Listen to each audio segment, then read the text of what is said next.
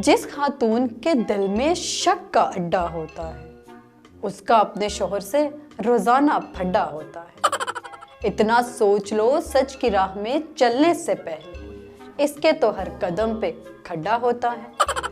ऐसी नस्ले नो से कोई उम्मीद मत रखना जिसकी चींची का नाखून बड़ा होता है। उसकी मुर्गी चोरी करना कितना मुश्किल है।